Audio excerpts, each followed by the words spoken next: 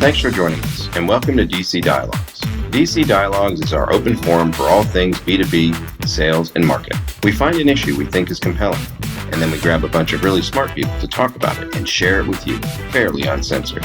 So that brings us to today's topic, the aftermath, B2B events post-COVID. Today our guests are Christopher Caen, founder and CEO of Travel Photo, Kim Kopetz, Chief Growth Officer at Opus Agency, Matthew Yorke, Chief Digital Officer at Northstar Travel Group, and Neil Silverman, co-founder and CEO of Traction Technology Partners. And here's the CEO of Decision Council, the facilitator of today's dialogue, Sal Fuentes. So let's talk about today's topic, events, or rather the cataclysmic impact that COVID has had on events. And what should our response be? I know that you've all seen about 150, 200 emails in your mailbox proclaiming that you have to immediately go to an all virtual strategy, abandon any hope of physical experiences ever coming back. And that should be your focus. And you should have done this 10 years ago. Well, we're not taking that sort of apocalyptic of a view, but we do believe that the way you do this has to change. So I brought 4 really bright thinkers together who I think can offer us a broad spectrum of opinions, a broad spectrum of experiences, and hopefully can guide this conversation to a really good place. If you're to believe the doomsday of the business press, events are decimated forever and they're never coming back and it'll never be like it was. And the reality is that at some point, we're going to try to return to some kind of event strategy over the next 12 to 24 months. Are there any opportunities out there? Is there anything positive to come of this after we've been through this sort of nuclear winter of the event market? I think there is a positive. And I think it's not just, the question of are events going to come back to where they are before? Are they not going to come back, maybe 80%? I think what this has given us is an opportunity as brands and companies to rethink our relationship with our audience and our customers. What are we trying to say to them? Who are they exactly? How are we getting information across? The events business in general has become a little stale. And I think this is an opportunity for people to step back and say, why am I doing these type of events online or in real life? What am I trying to do in terms of my relationship with the world around me? And maybe there's better ways to do it. So I think ultimately, even if the physical events don't come back to where they were before, I think this is actually positive. Yeah, I see a lot of silver linings on it. I think the big one, just as Chris was saying, is blowing up the portfolio to say, these third party or partner events we've been going to for years because of relationships or history, or we've just been on the treadmill, we can really say, is this the right event? Should we be creating our own event? And understanding those partnerships, not only from the event host perspective and what they're trying to accomplish, but again, down to the audience level. And then I think the even bigger thing that I'm excited about is this is going to create some sort of forcing function around data orchestration around events. I mean, for years, every day, people still struggle on the ROI of events. And a lot of that has to go back to data of like, are you seeing how this event is accelerating the pipeline, or you're getting net new, and how those connections, really bridge sales and marketing. And I think by everything being digital, there's a new way of looking at these engagement tactics. Like, before it's like session scanning when you go into a certain ballroom for a breakout. Well, now it's digital and it's instant. And if we can connect that customer data and that attendee data, then I think when live events come back, we already will have the engagement and scoring models that are much more mature and connected. So I'm excited about that aspect because the engagement part of it, the personalization aspect when you're dealing with digital is going to be way more important. What will come out of it, to Kim's point, is that there will be this acceleration of the digital kind of tech stack into analog events. A lot of event companies have been doing stuff for a long time, but it's always kind of they're kind of dragged into it, and some of the bigger shows are using RFID tags and those types of things. But now I just think it'll all become a lot more prevalent. There'll be a lot more data driven back to the sponsors from attendee behaviors, time in time in sessions, but more importantly, time on stand and that kind of thing. Take a couple different points on that. I think that what we're going to see is a much better, because we're forced now to create a much better digital experience, that we can talk a lot about that on this session, I'm sure, but that I think is also going to force us to rethink about how to do the physical experience differently. So take a step back. What I mean by that is there are certain things about physical events that I don't think are necessarily, nor have been, very good experiences for really almost everyone involved, probably other than maybe just the keynote speaker. But there's a lot that goes on that personally, I mean, I ran a very large event portfolio and I've been an attendee and I've been a sponsor. And I can't tell you, I've never really enjoyed walking through an expo hall. I've looked at the painful expression on vendors' faces as they watch you walk by them.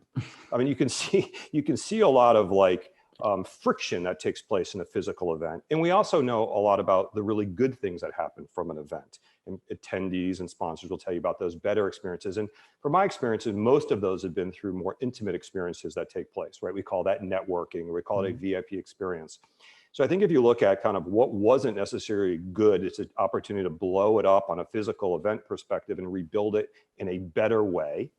And I think a lot of what we learn having these interactions right now on virtual events, right? This is a small form, but we have to figure out how to scale them. We're going to learn from that. What content worked well, right? Yeah. What type of engagements happened that I think some of that will even translate back into the physical world. So we all have our opinions on what that can be, and I don't have the answers, but without a doubt, across the board, what we're all saying is there's a chance to rethink, reinvent, blow it up and do it different and come back better.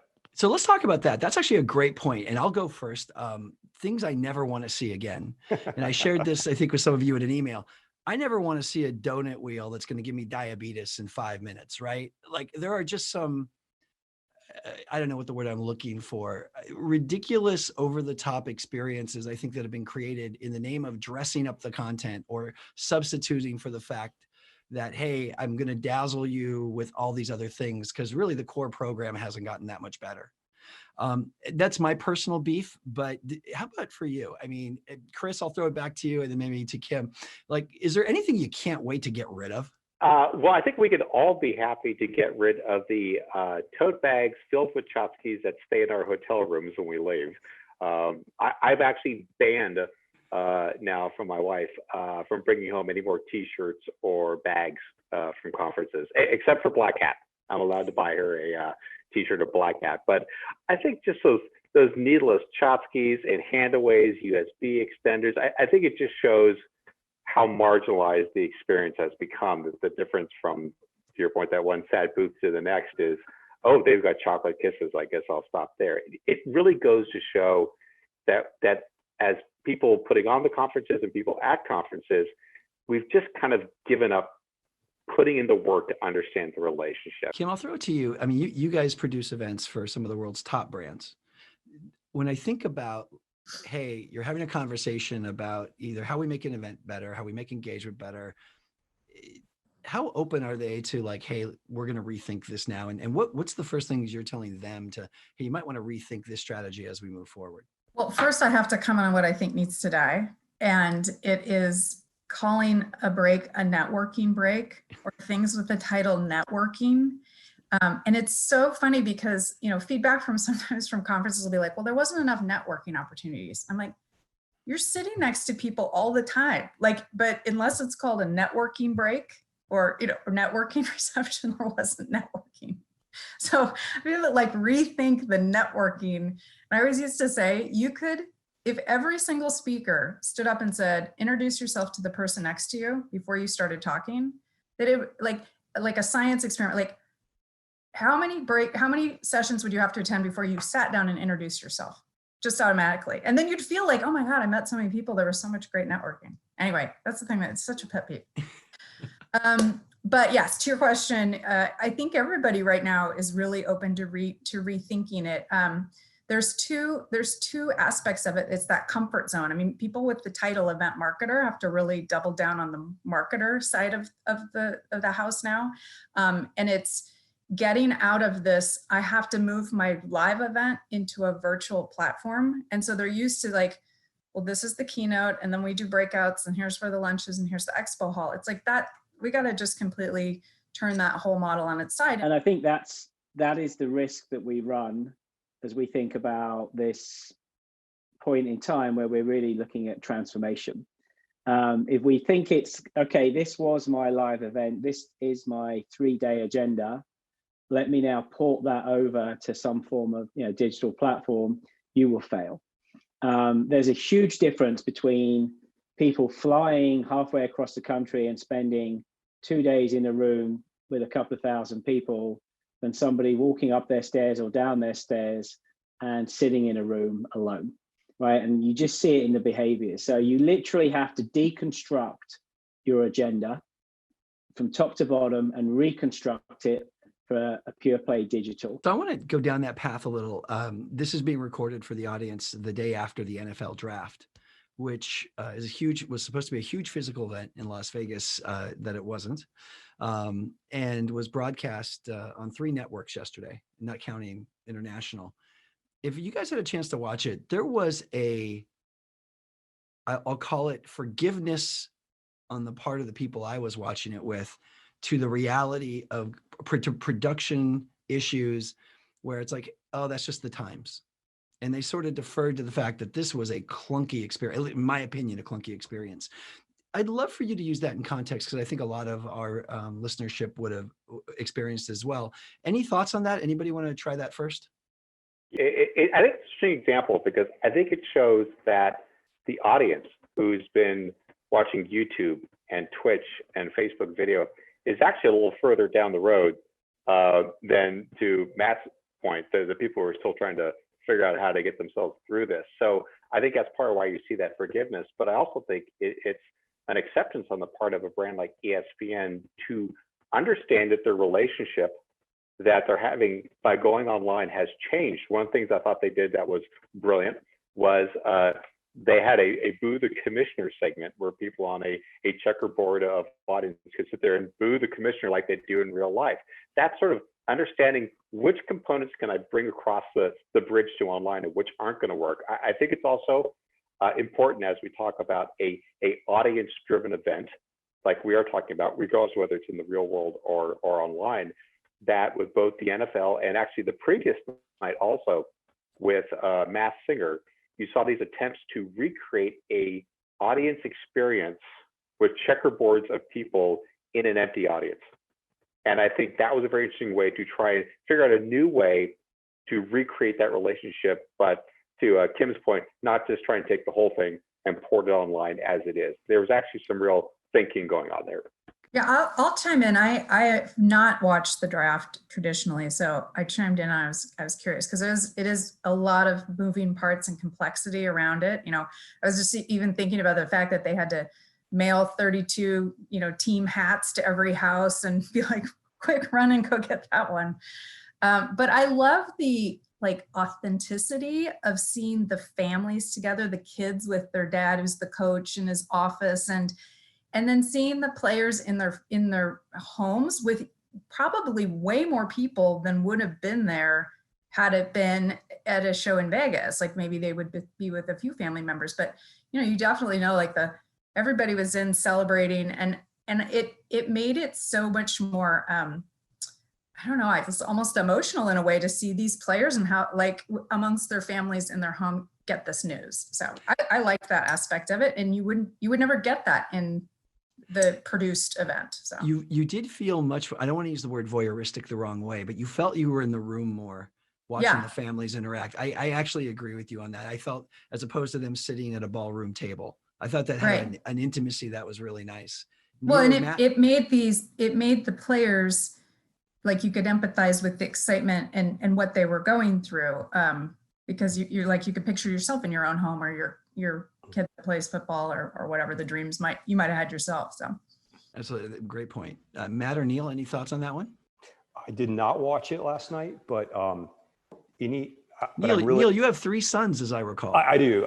I'm sure they were watching it, but I can tell you right now, but watching the draft over the years on TV, it's become, as everyone knows, a big event. It's amazing from the fan perspective and what they do with the content.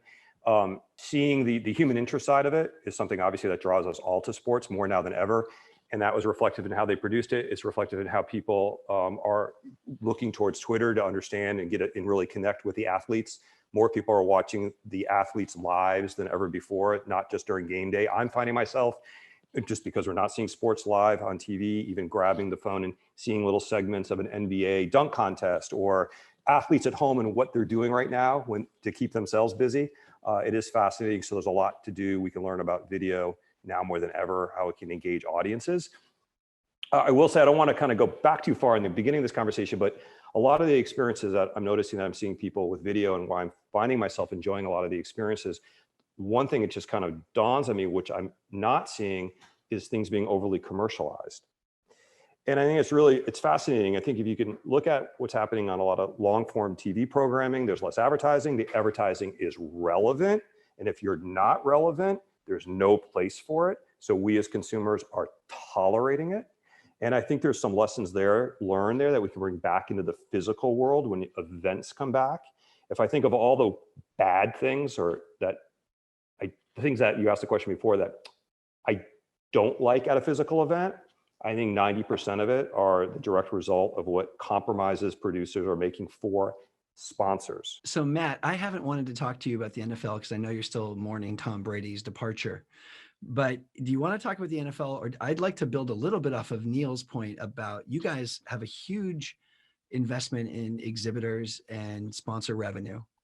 And as you look to the value proposition, so by the way, you can talk about the Patriots. I will let you vent here in the open forum. But I also want you to comment on Neil's specific point, which is how do we look at sponsor value and exhibitor value going forward in this new world? Yeah. Well, so first off, as a Patriots fan, we don't really watch the draft until at least the third or fourth round because we're not active until then. So, that'd just be a waste of time watching it last night. I would also say that, give them some credit, and let's look at it through a historical context. If you look at the way that an NFL game is now broadcast, and the quality of that broadcast and the information that's at hand, in pre-game, mid-game, post-game, and then you go back to the first ever broadcasts, right? So if we were in this, situation and they had to do this for 4 or 5 years, imagine how good the quality of what you saw last night would actually be, and how they would figure out to iron out all the kinks and just to create, really compelling, really engaging content beyond what they did. And then to Neil's point, look, it's a challenge. At the end of the day, it's called the events business for a reason, right? Because it is a business, and there are only so many venues, there are only so many days in the year, and so many events that you can physically put on, and yet businesses obviously have a duty to their shareholders, whomever they may be, to show growth. And so, one of the ways to do that, obviously, is to find more ways to monetize. And I think, I do think there is a point where less becomes more. So I'm going to dive a little bit deeper in with each of you on a couple of topics, and you touched on, I'll call it the commercialization of events, but the integration of events into sales and marketing disciplines, particularly in B2B. Matt, you come from the sort of event producer side where these people are literally paying you to get access to an audience. Kim, you produce events for people who just take those relationships direct, right? And are going to own those user conferences and own those experiences. Neil, you're managing communities. As I look at all of this, and Neil, maybe I want to go to you first on this, and Chris, I'm going to come to you.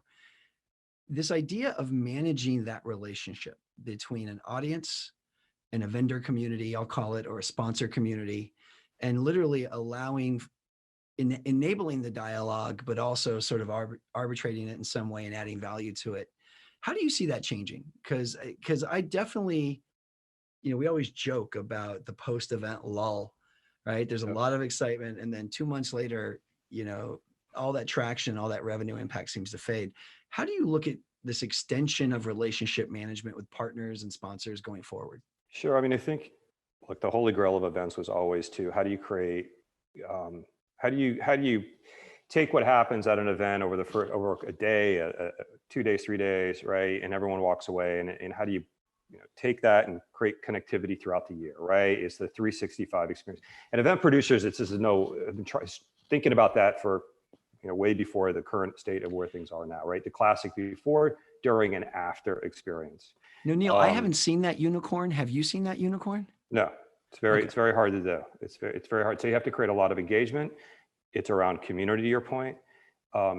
It's curating the audiences correctly, curating some content correctly, really understanding what it is about the audience. And is it what you're giving them as you're pushing out content, or is it really, when you call networking, the value of peer-to-peer knowledge sharing and collaboration? Because it's the attendee that you need to serve. They need to have the good experience regardless of what you're pushing at them, or they could just be watching it and obtaining that in some other way. So it really is about the interactions that these communities are having with each other. If you ask what is the most value they're getting out of an event, most of the time it was a great session on stage, or I saw a bunch of really good sponsors. That's all part of it, and that's important. But many times it'll be the business cards that they look at, the connections they made, who they connect with afterwards on LinkedIn. So I think it's a real opportunity on digital now to create communities and networks that keep people connected throughout the year. Yep. I'm going to take that one step farther over to you, Chris, because I thought the interesting things about the NFL draft was the way Twitter blew up like crazy. Like Twitter, the social media connection now, this is a fairly uniting experience for a bunch of people who are at home and football fans who may not see football for 6 months. But a lot of B2B events were using social media with photo booths, with posting pics. As you look at connecting social media, linking some of the data that came from that, how do you see us being able to leverage any of those sort of social media buzz points or experience contributors? Is there still a way to do that virtually? Absolutely. And I think if you hear the comments from Tim about personalization, you hear what Neil just said, I think we're starting to see a path, which is, these big conferences that companies would do once a year, and it's like their big conference, they kind of became these gravity wells that just sucked in the user groups, the birds of a feather, the developers, and all these things that were at one point separate groups, more community-driven groups, just kind of, well, everyone's going to be at our corporate event anyway, so let's just do the BOF then. Let's just do our user group the night before. And they became these gravity wells that just sucked all this engagement you could have had in the community through the year and just sucked them into one place. And then your social media just becomes exclusively about awareness. We're going to drive as much compressed activity and posting and thought leadership that we possibly can in this 3 or 4 days as our conference. And then, as we've all said, the lights go out. And I think what's going to come from this, even if people do go back to these bigger physical conferences, they're going to realize these smaller, more community-driven, user-driven, developer-driven events, that idea that it has to be at the gravity well of our main event is going to go away. And you're going to start seeing, instead of that one user group the night before your event, there's one every month.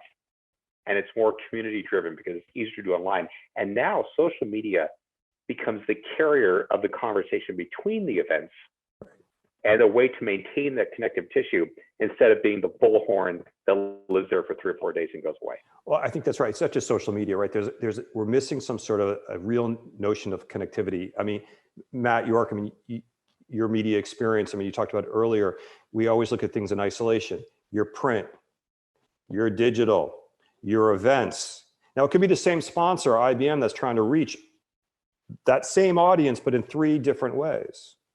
But if you're looking at a particular audience, there is a way, and of course, then there's the digital side, to stitch that all together so you could be speaking to one person in a unified way throughout the year. So an event has to become more part of an overall experience is part of the 365 experience, not a completely isolated, unique experience. Part of we used to call these integrated marketing programs, right? Whatever you want to call it, but stitching that together with, whether it's a LinkedIn community, a different proprietary platform community, a dinner series, digital, a way for their voice can be heard and shared. But certainly, Chris, looking at something from a very holistic, integrated way throughout the year, when you're talking to the same person, but in these very different ways, but also makes sense. So many of these things just weren't making sense anymore. You talk about co-locating an event on an event. That was the tell of a death of an event.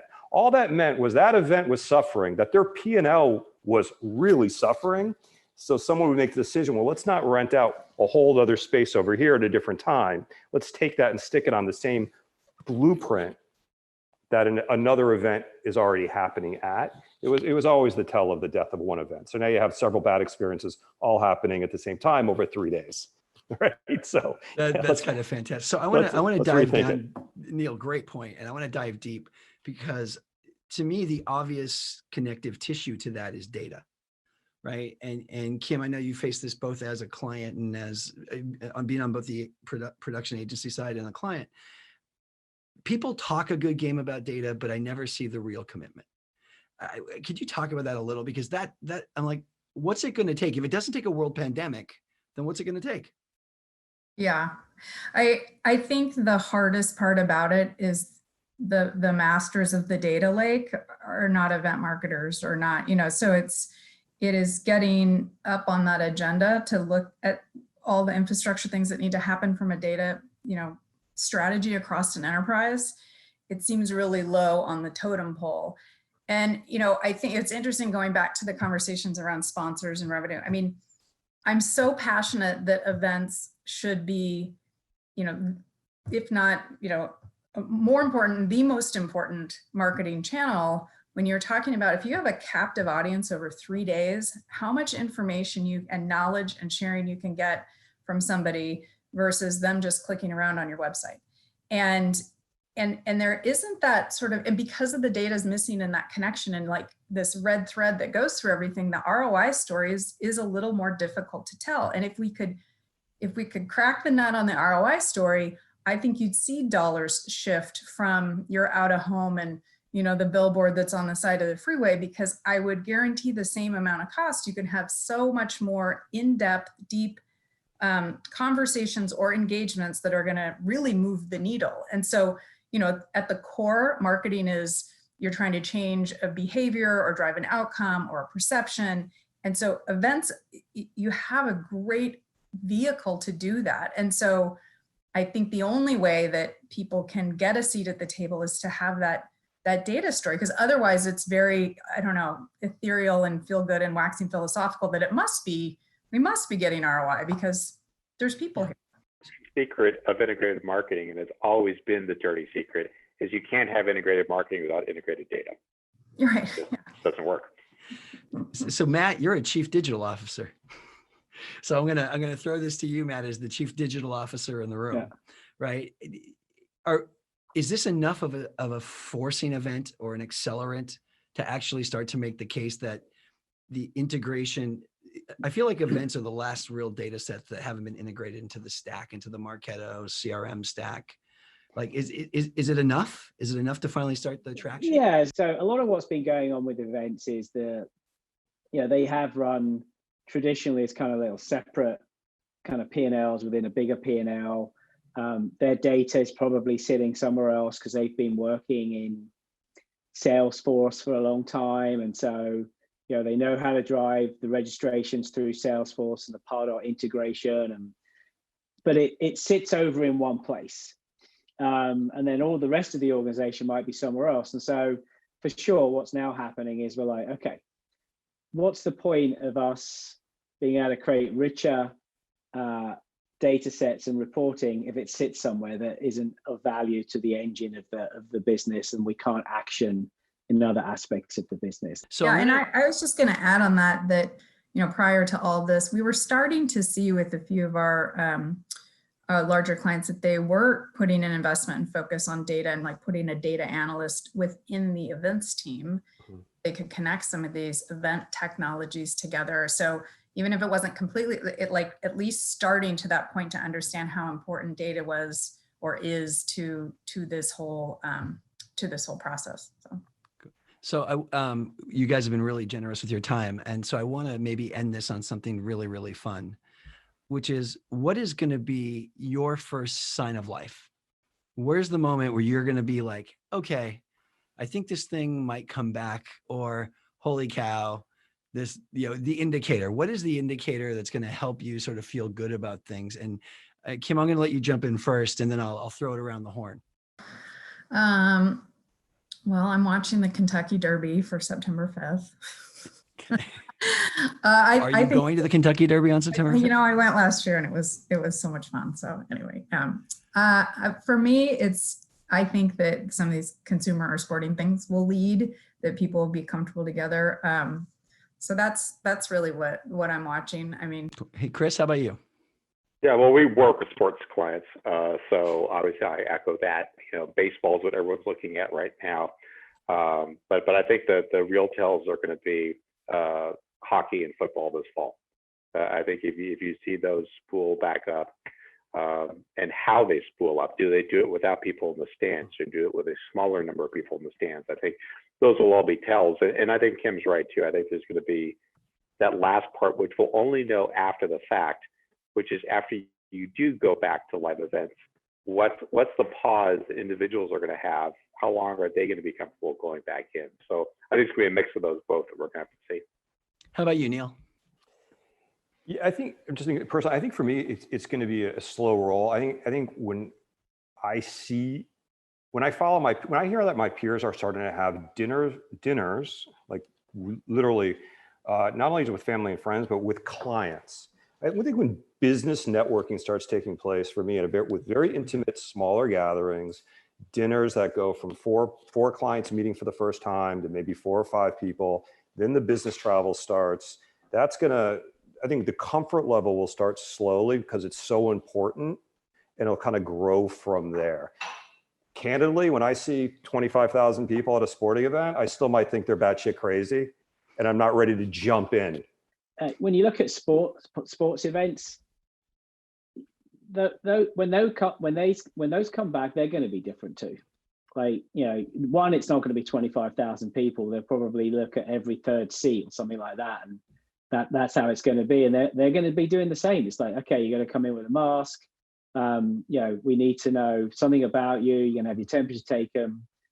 And when I look at all the sports leagues, and I'm obviously a huge soccer fan, as desperate as they are to finish the seasons, because we're supposed to be finishing in Europe right now, they're probably going to do it behind closed doors. And that may well roll into the start of next season. I like how optimistic you guys are. A little more optimistic than me. My big one is CES in January. Like, if there's a CES, I gotta tell you, I don't see that happening. Until I see that level of event back in the States, I think that's the first conference that told me, hey, this was different, was HIMSS. When HIMSS got canceled, I was like, holy cow, this is real. Right. And now I feel like I've put CES on my map. Like, that gets whacked. We're still not there. Too big, too many international travelers. Back to the beginning of the conversation, should CES ever happen again? Comdex doesn't, and for those of us who are old enough to remember Comdex. I mean, seriously, if we haven't learned anything from this whole thing, maybe we don't need it. Like, I do think interesting though on the sports thing though, because I agree with you. There's not going to be 20,000 people sitting there, but even the fact the NBA is still talking about finishing out their season and ending it in December or whatever it would happen. I don't know how that would all work, but getting those players on the court together and they're close is this sort of confidence, and people look up to them in whatever capacity. So if there's no fans in there, you're still getting people together and they're interacting very closely. Obviously it's like a contact sport. So I think even that element of it, obviously the Kentucky Derby, nobody's touching each other. It's on TV. So it's funny. I'm a big Kentucky Derby person. I've been there like 4 or 5 times, except that the mint julep is the worst drink. Any last thoughts? I want to give each of you just a quick, 30 seconds on, what, this is the takeaway you think, whether it's an event planner should take away, whether it's somebody who's in the content business. Neil, let's let you go first. Anything you want people to take away? Like, look, if you embrace one thing in the next 3 to 6 months, embrace this thing. The learnings that you have over the next 6 months, it doesn't need to replace physical events, but when they come back, don't throw these away, right? Like, this isn't just triage to get you through to put a Band-Aid on your P&L to get sponsorship dollars, right? By just going virtual and trying to obviously replicate, physical into virtual, but really put thinking into how to reinvent your business and then stick to that plan, because it's probably the right plan for the next 10 years. This wasn't just, how do I make up for some lost revenue? Go like it. Hey, Yorke, how about you? Yeah, I think I would echo that. It's like, what we learn now is actually going to set us up for 2021 and beyond. It isn't just about getting through this year. And use the impetus now to just reimagine. Nice. Christopher? Yeah, I'm going to go a little more meta than that, which is, in this environment right now, my biggest advice to people is don't freeze up.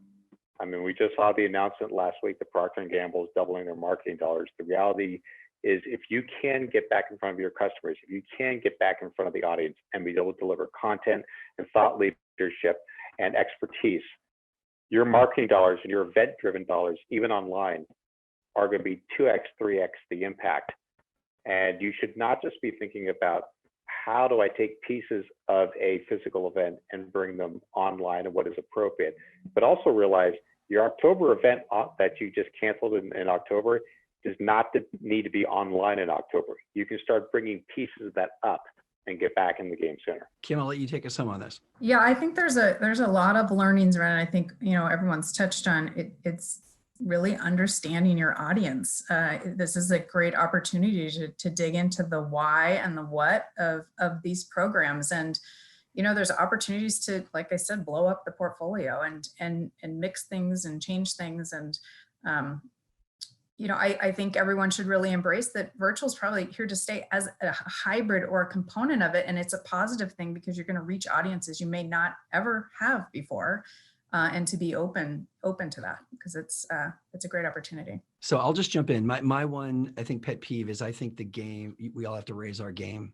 I think that there will be a certain amount of Zoom stutter cam fatigue, and that if we're going to continue to want to engage people digitally, then the production quality and the content quality, and I think all of it has to sort of rise up a little to sort of meet the market.